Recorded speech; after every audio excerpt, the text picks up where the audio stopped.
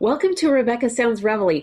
Today's show is absolutely unique because oftentimes we talk about finances, but we usually talk about things like your retirement account, how to plan for the future, what even to do for curbing your spending now to make things better for you.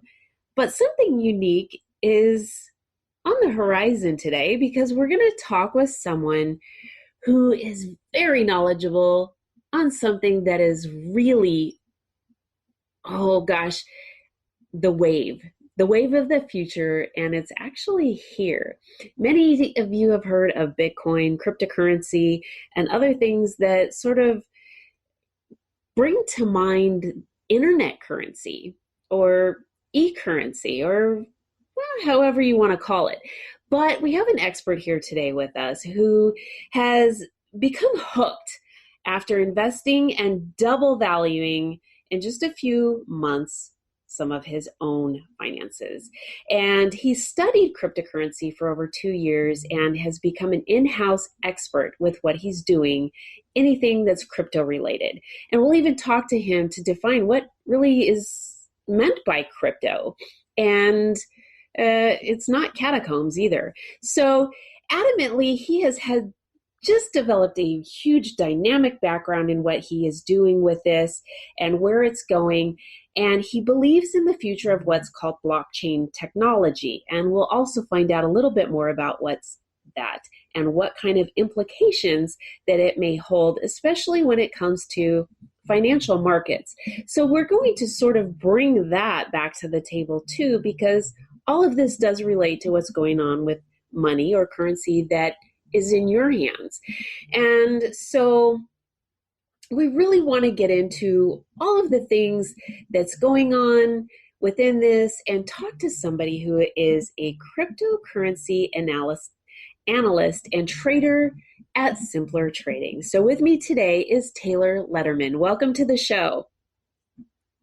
Thanks for having me.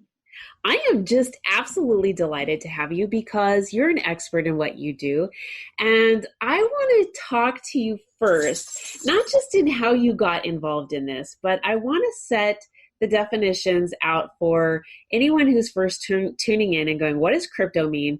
What is blockchain technology? What does all of this mean? So we can lay a foundation of where we're going and move in that direction. So maybe you could share a little bit of light about what we're going to be talking about today. Yeah, absolutely. So cryptocurrencies are just going to be, it's easier to classify them just as digital cash. So many of them function in different ways, whether it's transactional based between two individuals, trading value of some sort, like you would with Bitcoin. Many people have heard of Bitcoin. It's the top crypto out there, widely heard of. Everyone's kind of seen the news, or at least has a friend that's bought some, either made money or lost money on it. But nonetheless, Bitcoin is the prominent cryptocurrency that we talk about and trade. And then we have everything else within the crypto market is called an altcoin. So altcoin is an alternative to Bitcoin. So that makes up everything else that we talk about in the crypto. Okay. So it's kind of those two main differentiating is Bitcoin is the main one. Everything else tends to be denominated by Bitcoin. And Bitcoin makes up over 60%, around 60% of the entire market for cryptocurrency. So the value of Bitcoin is a majority of the crypto market. And then you have a bunch of altcoins, like I mentioned, and most of these are startups or smaller companies attempting to disrupt some industry, some aspect of whether it be financial or how we manage our data, how we manage logistics, and kind of distributing that data set as well as what's occurring on many of these networks or ledgers. And that's what really cryptocurrencies, blockchains, distributed ledgers are all kind of wound around this idea of a blockchain, which is just a tamper-proof distributed ledger that essentially is making its way into more public use cases and enterprise use cases as well to make data transparent. Distributed, and I'm just so putting access together just different ideas that are very well organized. If you scroll up, and so that allows us to continue to grow a lot of these cryptocurrencies to have strong use cases, but also really impact people and disrupt some industry that we see now, such as the financial industry, where banks kind of control and own everything we're doing. And so pulling that back into sort of the public hands and owning your own data, owning your own currency, owning your own kind of well-being. So the idea of cryptocurrency, just revolutionizing that. And we're still very early in adoption. Well, this is really an amazing topic to have, because those who are baby boomers, Generation X, talking about cryptocurrency, Bitcoin, has always been sort of feared, in the sense that what's going on online, I can't see it. It's not tangible. Is this legitimate? Am I going to lose money on this? And there has been actually skepticism, because there has been people speaking about how they've lost or they've been scammed out of Bitcoin and things like that. So this is really refreshing to talk about. And then on the other side of the coin, you have a generation that's coming up in a cashless society, and this is something that would be considered somewhat of the norm, if you will.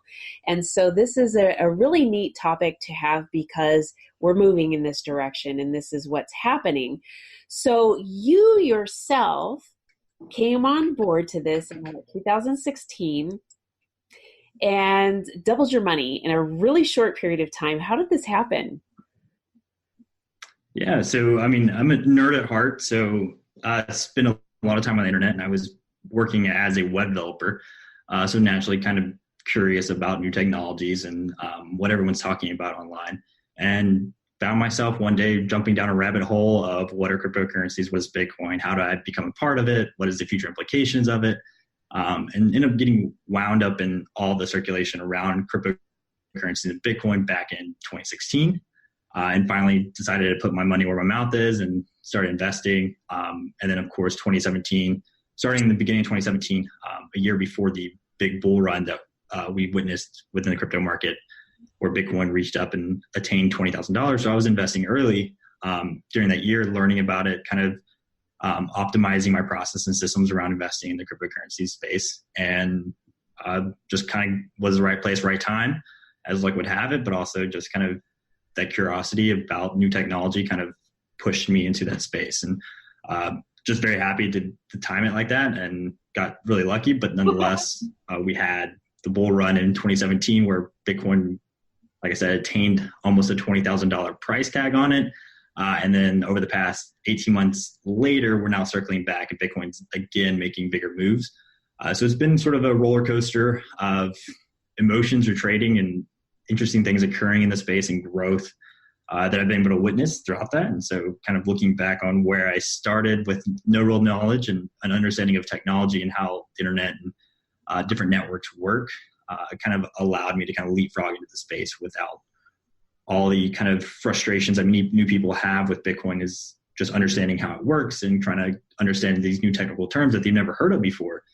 But I just was lucky to have sort of an space understanding of that before I jumped into it, which made it more interesting and a faster kind of learning curve for myself. This is really neat. So boom, there you have it. And here you are. You've become an expert because you have immersed yourself in all of the intricacies of how this works. So with where you are at now, and if I came to you and I said, okay, Taylor, tell me what I need to do because I want to invest in this. And here's my biggest question.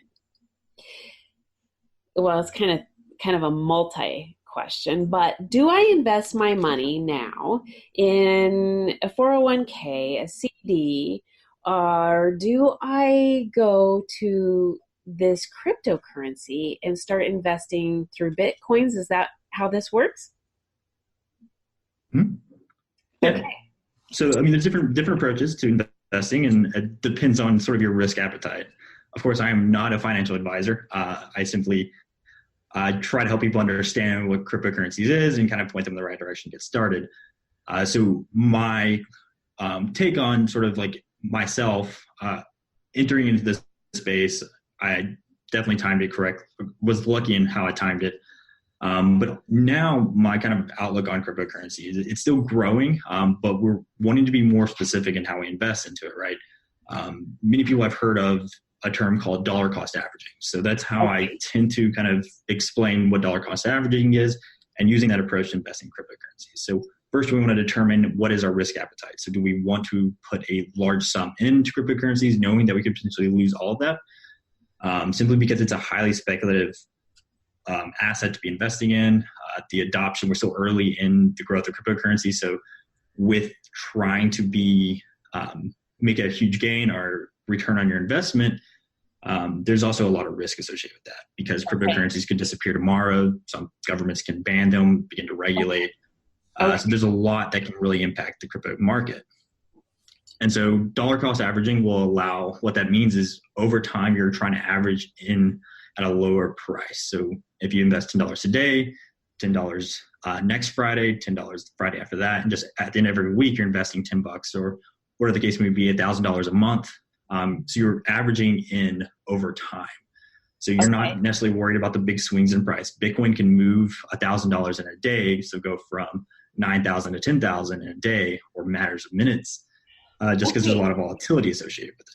Let me just jump in right here, because one of the questions that's coming to my mind is this something then that I can monitor like the New York Stock Exchange, where I will be able to see what's going up and down as it's fluctuating, and I know how to pull my money out when it's the time's right, and then I can just reinvest a little bit and sort of keep some of the fruit of that? Is that?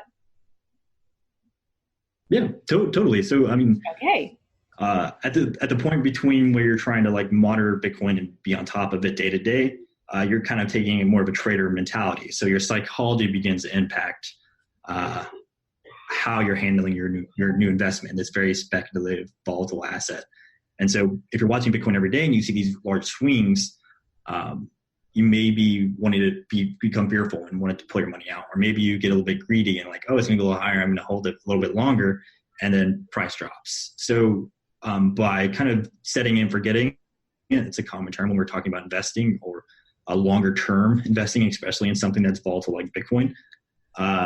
It's kind of taking the approach of like just slowly inserting yourself into the space, becoming more aware of it. And so normally with people entering into cryptocurrencies, it's always good to be educated on what you're investing in, where you're putting your money, be knowledgeable of that, and kind of own it yourself. And that's sort of one of the bigger selling points about cryptocurrency. And so if you're a long-term believer that cryptocurrencies can step in and actually take a larger part in our day-to-day lives, and the adoption of that will continue to increase, knowing there's a limited supply of some of these cryptocurrencies such as Bitcoin. So as demand begins to increase and supply is capped, so the valuation of that will continue to go up higher as more people use it and the network around Bitcoin continues to grow.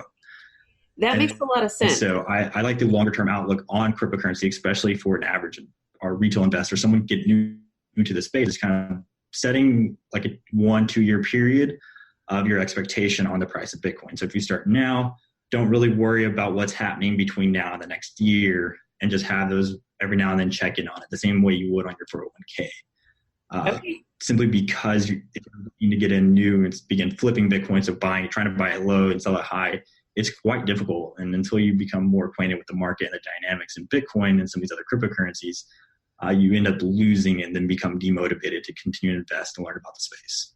Well, that makes sense. When you're not motivated to do something, and it's always kind of like when there's pain associated with something, you stay away from it.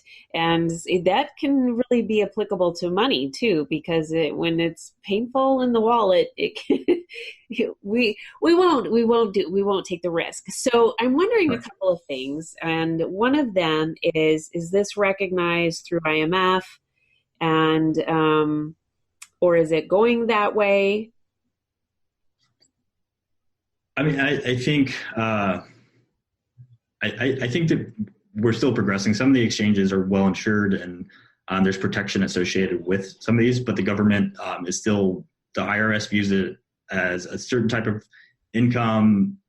SEC views it differently. The CTFC, everyone kind of has a different view on how cryptocurrencies, what they are, whether we're taxed on the capital gains, or is it more like a property? Are we trading and every transaction is taxed? So, and then the CTFC sees some of them as securities, some as not securities.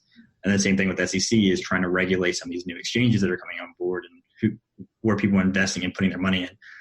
So there's still a lot of sort of flexibility in terms of how the government's kind of going after bad actors in the crypto market, but also how they're treating the good actors. And so there's always bad apples in any market with any investment or anything you're trying to learn about that's new and exciting. There's going to be people trying to take advantage of people that don't know enough. And so it's always important to find some sort of outlet for that educating yourself on the space, and then allowing sort of the rest of the market kind of to mature, but learning with the market and growing with the market, or growing with some of these assets that could potentially become widely adopted and heavily used. Well, you just answered some of my questions, and it really pertained to income taxes, because the question would be, is this, just like receiving the end of the year statement, and how does this is applied? But this makes a lot of sense now. Now, another question I have has to do with Libra coin. And what does that mean? This is one of the newest, more exciting kind of like entries or variables into the crypto space that everyone really still hasn't got a strong handle on, simply because Libra token is Facebook pushed out this new token that they'll be launching in next year. Okay. They sort of wrangled up this consortium of private and public companies, even now reaching out to governments such as the government of Thailand. So each of these entities within this association of 27, 28 companies right now, such as Spotify, Lyft, Uber, PayPal, American Express, Visa, like big names in this group of people, or group of companies in this association, all own a stake of Libra token, essentially. So they've all invested around $10 million to become what we call a node. So in a network, you have little nodes that kind of share information between each other and maintain a ledger such as Bitcoin. And so in this case, PayPal, Visa, they all are going to kind of be able to see the transactions occurring on this network. So if you have Libra token and I have and you want to pay me in Libra token, you send it to me, and then now my balance changes and I send it to somebody else. So these companies will be able to see those transactions occurring. The government is stepping in right now currently and kind of like trying to stop them from continued progress, because it's direct competition with central banks and governments. Okay. So there's we're at a tipping point coming up over the next, call it 12 to 18 months, of seeing a real dynamic shift in how people view money. Yes. Because money is, whatever we view the dollar is simply like our what you think, what I believe. If you believe the dollar is worth $1 and I'm like, $1 is only worth 50 cents to me, then we have a disconnect. And so as that disconnect continues to grow in terms of where the dollar gets its value, the US dollar or the euro, and as some of these countries begin to evolve and kind of seek out digital currencies, China is now creating their own digital currency to compete with Libra. And so this whole mix-up and this global race to create these digital currencies is now occurring. Some governments will stifle innovation or stifle to push this because they don't know what's going to happen. Nobody really knows what the outcome of all this competition and push into the digital currency space, how that will impact local economies, governments, and so on. And so it's really shaking up the financial industry. And by shaking up that industry, they're shaking all the other trees that creates some sort of mix in how we view money. And so right now, with Libra token, it's simply going to be pegged to a dollar, and that dollar is a basket of currencies that they'll hold. These are fiat currencies, and such as the British pound, the euro, the dollar, a mixture of those. So they maintain a fixed price to maintain a backing to the Libra token. So the Libra token is still going to be backed by fiat currencies, but it will act as its own digital currency that you can transact globally. You can send it to whoever you want to. So it really is going to be impactful for those that are unbanked or have a local currency that's devalued, such as Venezuela. So it's going to be helpful for those communities, those countries, to then be able to transact without having to rely on their government currency. Yes. If the currency is destabled, the price of it obviously drops the value in it. People no longer believe it's worth this much. It's now worth this much, where this previously could buy you a down payment on a house, can now just get you a cup of coffee. And so with Libra token, it's going to kind of expand this new reach of a currency to everyone to transact digitally without having a bank or anybody step in place. it makes me wonder with everything that you were talking about, how this impacts the revaluation of money in different countries, because you're talking about direct competition in the governments of each different country's eyes. And so this is really interesting, because economically this is going to, as it continues to emerge, have, like you said, a huge impact. So now is a really good time for people to start learning about it, start becoming involved, because eventually it really will become what is the currency. I mean, we're going cashless. Right. This is really it. So if somebody's wanting to get involved in this, I've got two questions.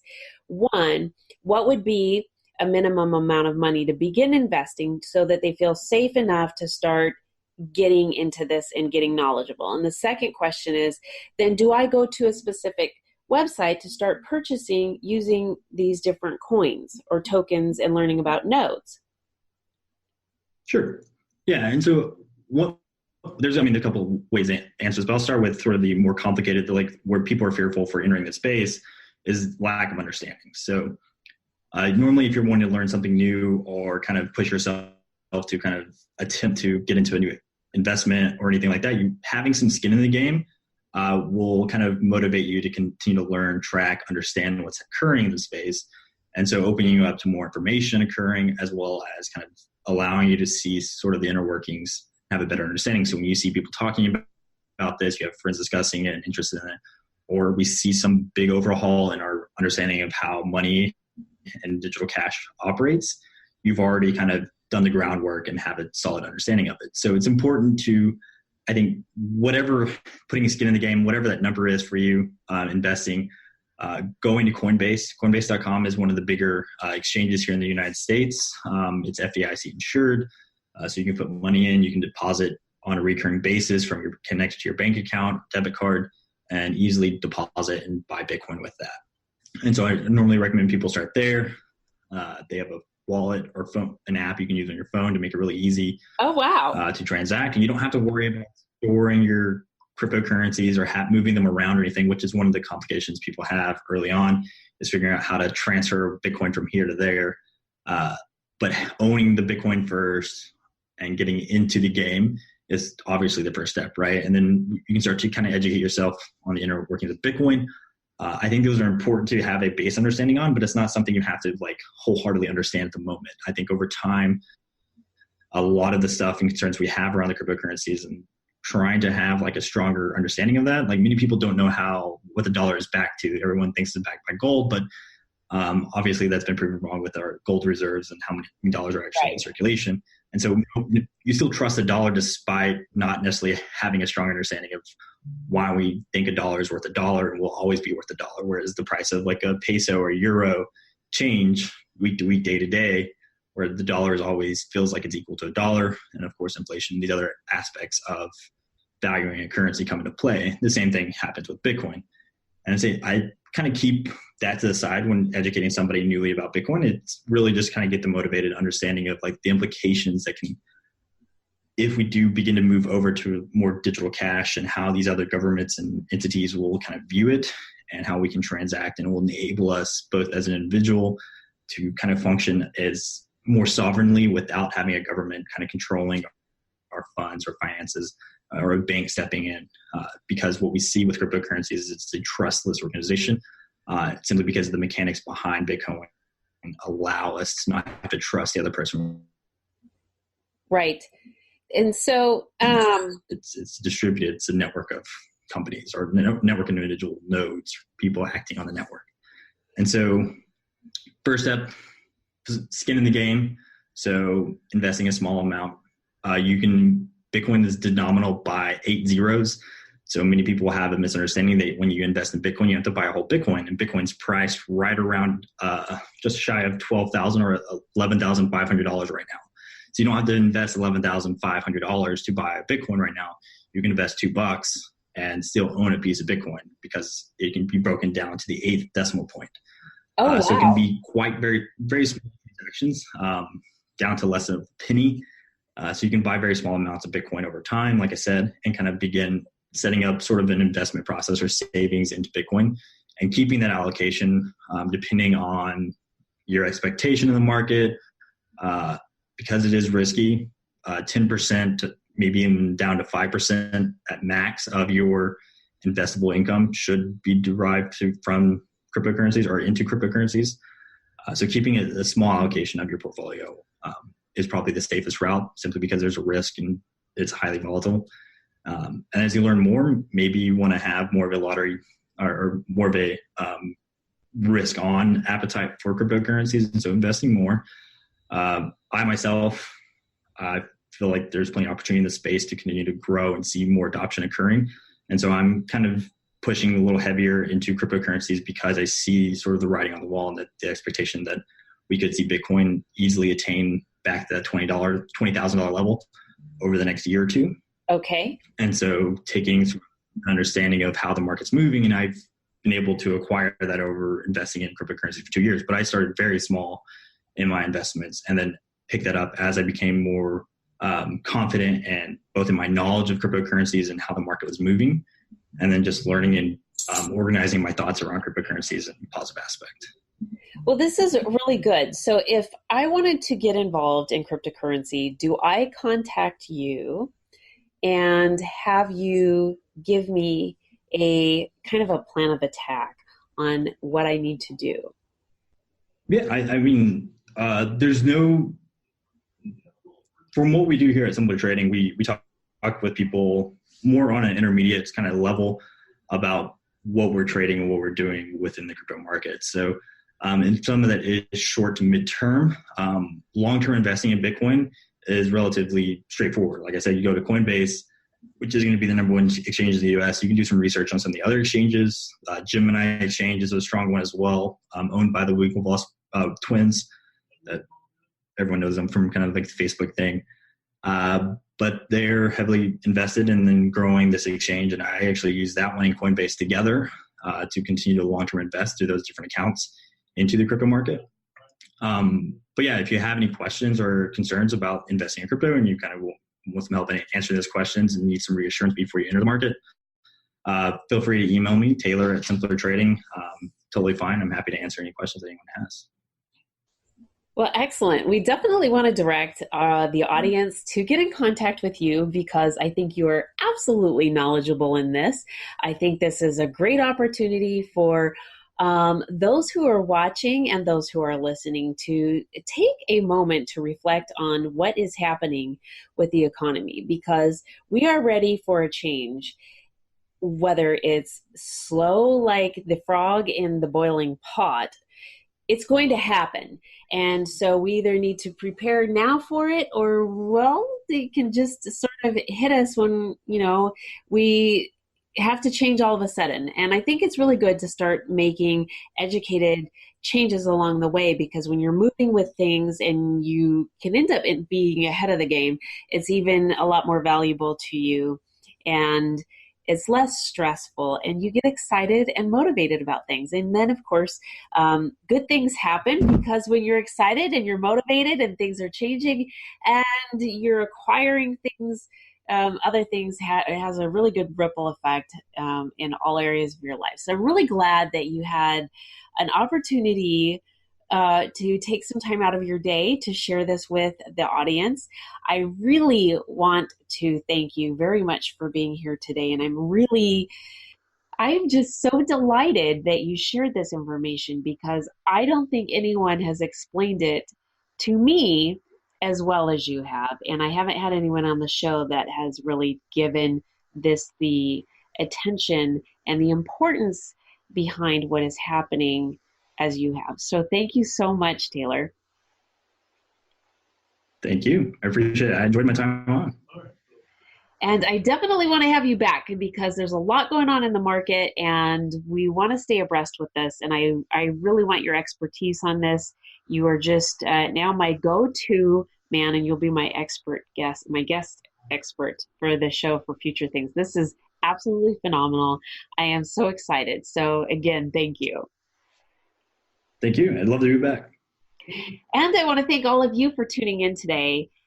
As you know, I always try to provide some kind of resource or motivation to get your life healthier and happier. And if it's not directly It's something that you can use today, that something that your friends, colleagues, or somebody that you know or even don't know on social media. So make sure to get this information out there, because this is the wave and we need to ride it. So get that surfboard out, and that's your dollar bills.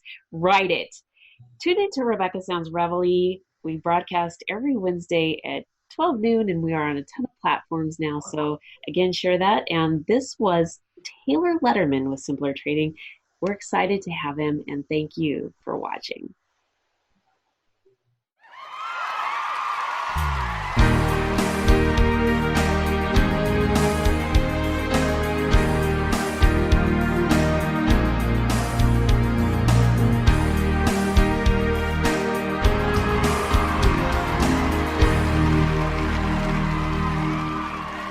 Welcome to Rebecca Sounds Reveille.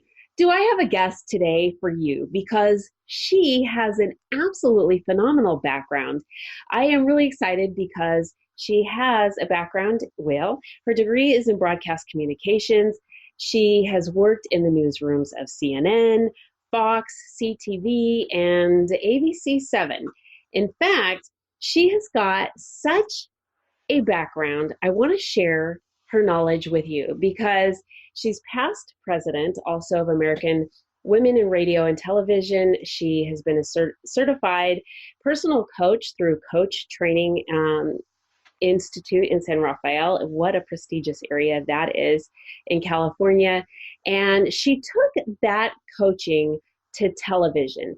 And this is where there were some things that she found were such a shift changer, a life changer that really sculpts where we're going to go with you today and what she can offer to change your life.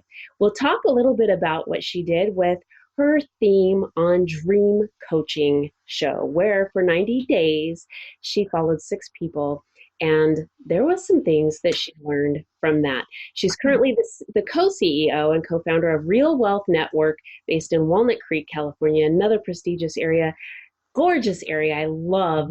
I would just love to just talk about the area alone on the show today, but she has so much just with that background that she has. Her organization is dedicated to helping members get the most out of cutting edge education and information needed in what? Well, real estate investing. And so she's a licensed real estate realtor, former mortgage broker, and an active real estate investor. I would like to bring her on the show because there's a lot to talk about that you need to know. Kathy Fettke, welcome to the show. Thank you. I am really excited because you have honed in on something that a lot of people really don't talk about, that, and to the degree of your knowledge and the background that you have. But I've got to first ask you, how did you get involved in doing what you are doing now? Completely by accident. I think everybody wants to be wealthy, right? And most people understand that wealthy people own real estate. So it's not a new concept by any means. HGTV is full of ways that people can flip houses and make money and so forth. And I think most of us know somebody who made money from real estate. And so again, it's not a new concept, something I always wanted to do, had no idea how. I remember a friend bought a house once and I thought, how did you do it? And what does all that mean? And so it's amazing how little people know about real estate, even though most people would love to have it. So with that, it was probably 2002, I believe it was. My husband he had written a book called Extreme Success. He was an international business coach, doing really well. I was a stay-at-home mom. I gave up my broadcast career to be home with the kids, very traditional kind of family situation. And then it turns out he had a freckle on his forehead, went to check it out. He's a redhead with lots of freckles. I don't know how he knew this one needed to be checked, but he did, and it turned out it was melanoma. After further testing, the doctor told him it had likely spread and metastasized, and that he might have 6 months to live at most. So life came to a screeching halt in that moment. We felt like we had it all. We just bought our first house. We had 2 young kids. I was a stay-at-home mom, white picket fence. I mean, all, the dream. And it's amazing how life can have its ups and downs. And we have to be able to handle that, right? Yes. So I refused to believe the doctor. And my husband is a big, strong, brawny, boy, he's a heliskier and a rock climber and a surfer. So I was like, no. This is not how it ends with a freckle. So he's going to be okay. Yeah. But I need to take over the finances. So I had my radio show at the time before podcasting. I was on a San Francisco radio station that was my side gig just to get me out of the house from being a stay-at-home mom. I would do it every Saturday. Didn't make any money at it. But all of a sudden I thought, all right, well, this is something I do understand. Maybe I can monetize it. So I just started dialing for dollars, looking for sponsors for my show to bring in money so that Rich could stay home and do anything that he'd wanted to do, if indeed the doctor was right, enjoy the last 6 months. But it was more like, hey, just get better. And then I just started interviewing people on my show who had built wealth quickly and in a passive way, because I wanted to stay home with the kids. So I needed to be able to have income that was passive so I could still be a mom. So again, I called and tried to get sponsors to get immediate money. And then I was also interviewing people who had done what I want to do. Well, one of the sponsors turned out to be a mortgage broker, and I started to do segments with him to understand mortgages, which to me was the most boring thing in the world. But what I learned was that in real estate, you actually don't have to be wealthy. You just need to understand the power of OPM, using other people's money to get wealthy. And that was the gift of all of this. Rich is healthy today. The doctor was wrong. He overcame it. He's my co-CEO. But what we learned from that process is you don't have to wait. You don't have to wait to buy real estate. You buy real estate and wait, because that's the key. You use other people's money to acquire it, and then you get all the profit and the cash flow. I love it. I absolutely love it. And so I'm sure that people who are listening are saying, okay, well, how do I use other people's money? How do I figure that out? The minute you learn that is when life changes. And I can tell you today that the wealthiest of the wealthy, even if they have the money, they still use other people's money. Those Trump hotels that you see everywhere, that was not his money. That was investor money that he was able to pool. Mm-hmm. I'm working with actors, famous actors in LA who just don't understand this either. And it's like, look, you have a following. You can, people will invest in you if you know what you're doing. So how do you get other people's money? There's a lot of ways. I mean, the most traditional way is to go into a bank.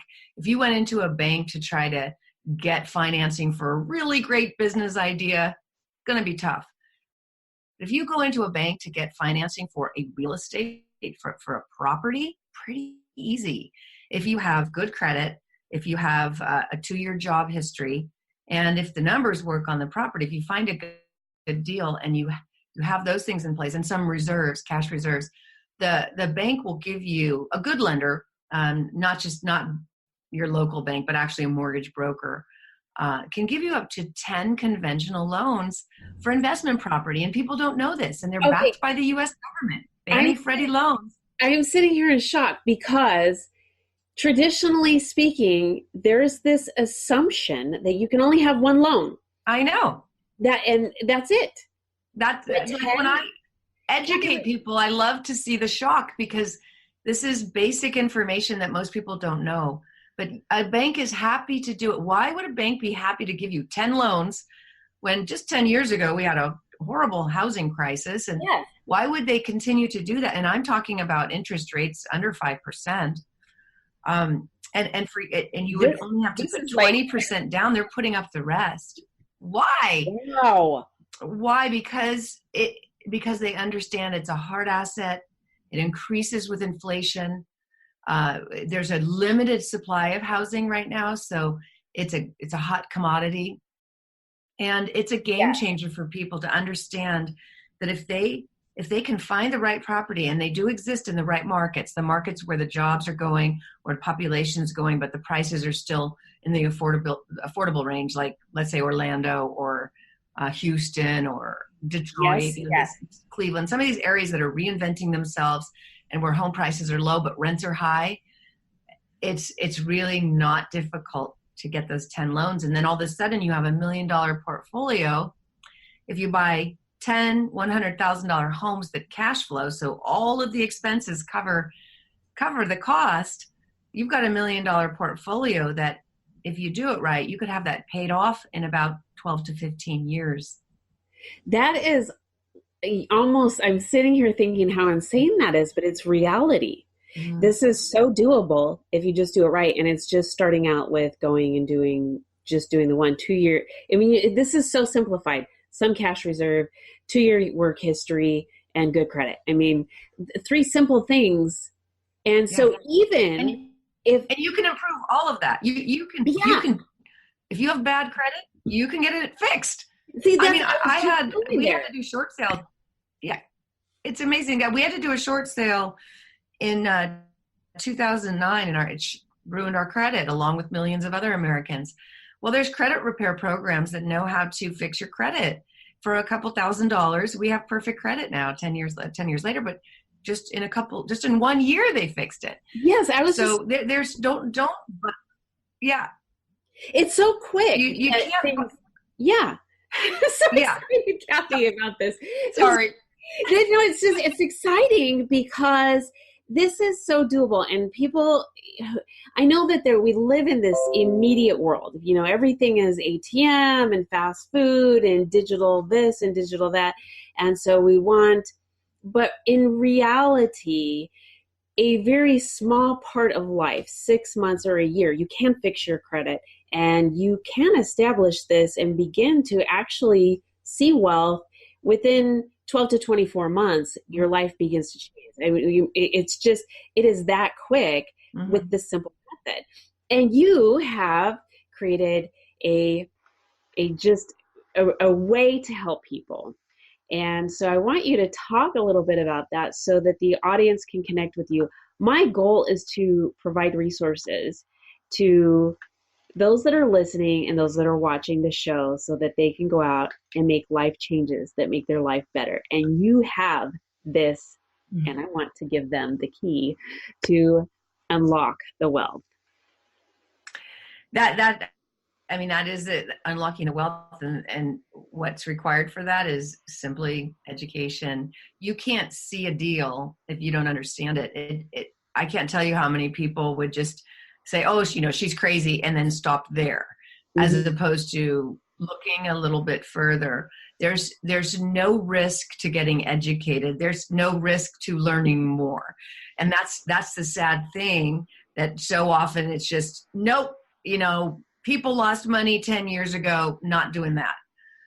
Versus, did everybody lose money? In fact, in 2006, I was so lucky that I had created this radio show and I was learning and my mind was blown. just like you, I was like, you gotta be kidding. I can do this. So Rich and I refied our house. We went and bought 5 homes in Texas. Why? Because Robert Kiyosaki was on my show and he said, California is in a bubble, but you can sell your property there at the top dollar and buy in Texas where it's just at the beginning of its boom. So in the same year that some people were paying way too much and getting no cash flow, you could do the opposite and buy high cash flow in an emerging market. Because back then Dallas was not what it is today. Yes. It was like people would think, why in the world would you go buy a property in Texas where there's nothing happening and there's, property values don't go up and, it's boring or whatever. But what Robert Kiyosaki taught me was, no, you got to look at the metrics. Where are the jobs going? Where's the population going? And are the properties in line with the, with salaries? And California was 100% overvalued that year. Texas was 27% undervalued. So the people that would, that listened to the show got it immediately, sold their California property, which you can do and not pay capital gain if you buy replacement property Right. within 45 days of identifying it as a 1031 exchange. So they could exchange that basis, not pay the tax, just defer it basically, and buy these high performing properties, brand new homes in this growth area of Dallas, where if you did your homework, you could see that they were building a new freeway that they call Headquarter Row. There's now like 10,000 headquarters have moved there because the city of Dallas decided about 20 years ago, you know what? We're going to be the place businesses want to come and do business. We're going to make it super job friendly. I mean, super employer friendly, and low corporate taxes and no state income tax. So it worked. And now, you know, they're bustling with jobs. It's booming. But if you could see that happening, you could ride the wave.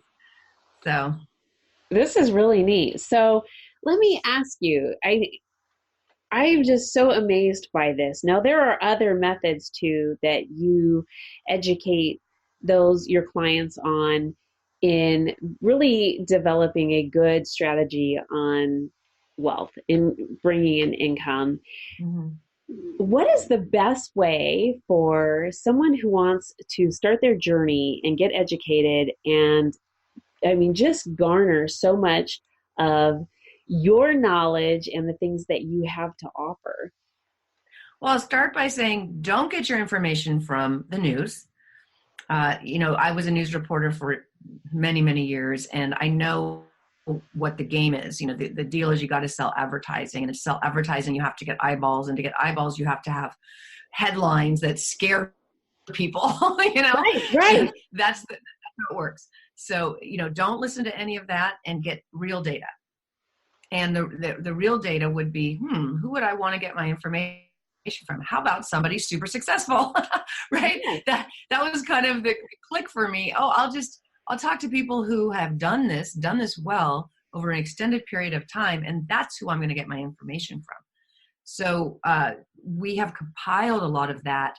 We've interviewed people who have made millions in real estate, starting with nothing, and interview them on my podcast, The Real Wealth Show, and also at our website, the Real Wealth Network, and it's realwealthnetwork.com. And there's just a tremendous amount of information taught by people, real people. That's why we call it Real Wealth Network, learning from people who have done what you want to do, not from a reporter who doesn't own a piece of property. Get your information from someone who's built a portfolio using other people's money and is willing to teach you how to do that.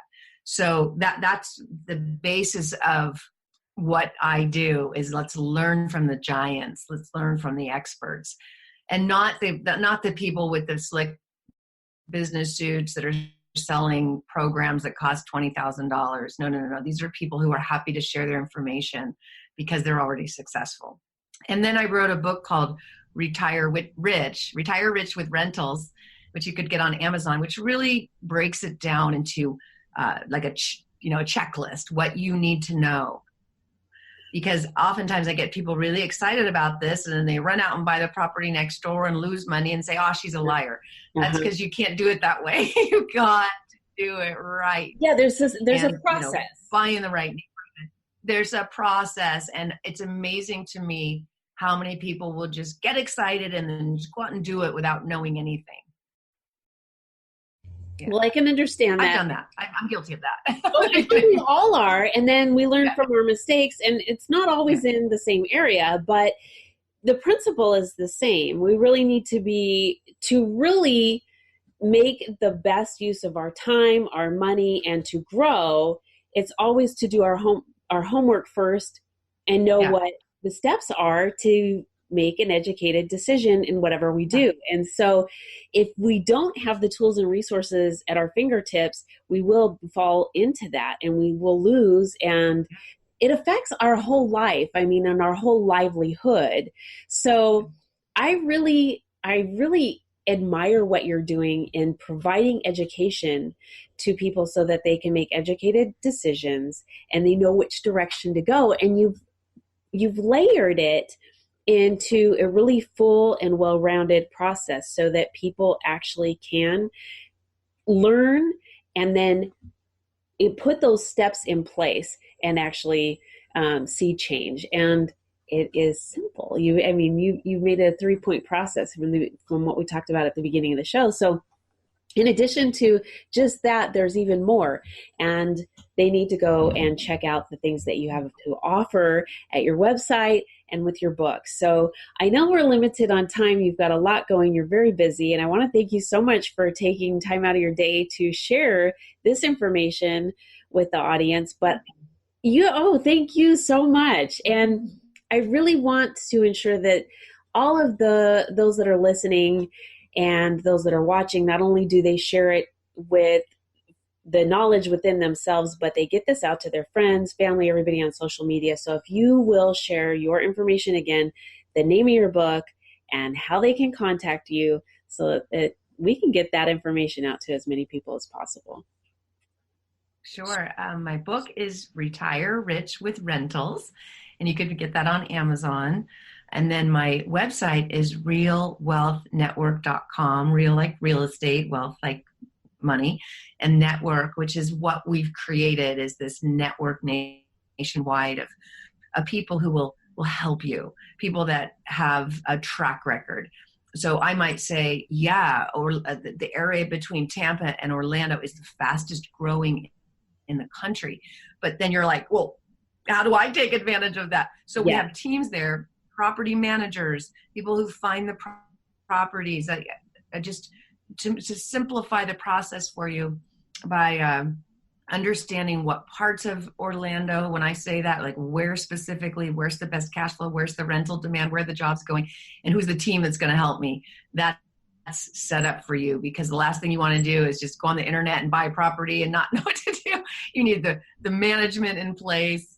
You need to make sure you have your inspections and appraisal, and is it close to where all those things. Go through the checklist.